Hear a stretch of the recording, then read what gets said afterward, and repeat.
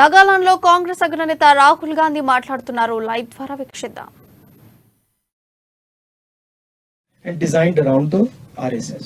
We made it clear that whoever would like to visit the Ram temple among our partners, among our party, is more than welcome to do it. It's difficult for us to visit on the 22nd and say that, you know, this is a Prime Minister's function, this is a RSS function, and we are going to go. It's not possible for us. Hindi में बोलिए. जो तो ये राम मंदिर 22 तारीख का function जो है, ये राजनीतिक फंक्शन बन गया है.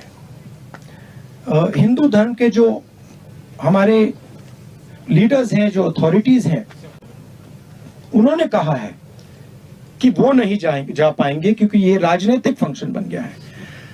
आरएसएस ने, बीजेपी ने 22 तारीख को एक चुनावी flavour, election flavour, political flavour दे दिया है. इसीलिए कांग्रेस प्रेसिडेंट ने इनकार किया वहां जाने का. जहां तक धर्म की बात है, हम सब धर्मों के साथ ये कहना चाहते हैं कि जो भी जाना चाहता है जा सकता है, कांग्रेस पार्टी से जा सकता है, but we cannot be party to a political function. It becomes very difficult for us when the Prime Minister of India and the RSS, our principal opponents, have captured a function and turned it into a election function. Aji, young lady from Nagaland. एक minute. Esther here from Nagaland News Network. She's talking. Respect her, please. Esther here from Nagaland News Network, and I'm going to be asking in context to the state, of course. So, sir, Nagaland is going through a breakdown right now because of illegal taxation. So can you tell us how this yatra that you are doing right now is going to help in bringing justice to those people who are being taxed illegally and continuously for Well, many years? the first step in answering the question of justice is listening to the people and understanding exactly the nature of the injustice that they are feeling. And that is what we are trying to do. I said in the Bharat Jodo Yatra, we used to walk for 7-8 hours and we used to speak for 20-30 minutes. It is the same idea here.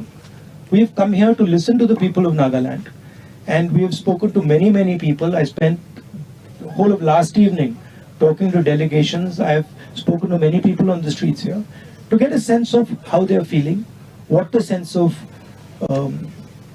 betrayal is, what the anxiety is. With regards to the taxation issue, I think that is something that our local leadership would be much better at answering than I am. But from my perspective, listening is the first step to understanding and resolving unfairness. Manoj ji सी. मनोज जी सी. मनोज एक अजीत आप लोग हो गया, please बैठ जाइए. जी please बैठ जाइए.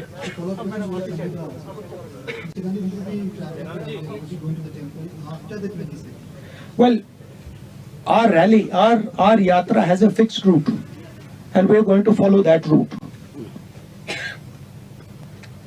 We're going to follow the route that I am on. This is a route that we have designed, and we are going to stick to this route. Where will be you on 22nd? I actually don't know. I can check and tell you, but I will be somewhere on the route of the yatra. अजी Vikrant. I think we will be in Assam. हाँ विक्रांत. आपने जो सवालों का जवाब दिया, इससे जुड़ा हुआ एक सवाल है कि आप जब परेशान होते हैं तो आप कैलाश मानसरोवर यात्रा भी गए थे, जहाज से चलते नीचे आए. आप अपने को शुभभक्ति करते हैं और शुभभक्ति करते हैं, लेकिन उसके बावजूद सियासत में जब बीजेपी और प्रधानमंत्री तमाम लोग कहते हैं कि कांग्रेस पार्टी गांधी परिवार हिंदू विरोधी है, उसका जवाब कैसे देंगे? देखिए, जो मेरी सोच है, जो सचमुच में धर्म को मानता है वो धर्म के साथ पर्सनल रिश्ता रखता है. वो अपनी लाइफ में धर्म का प्रयोग करता है. जो धर्म के साथ पब्लिक रिश्ता रखता है, मतलब जो धर्म यहां पे पहनता है, वो धर्म का फायदा उठाने की कोशिश करता है. मैं अपने धर्म की फायदा उठाने की कोशिश नहीं करता हूं, मुझे उसमें इंटरेस्ट नहीं है।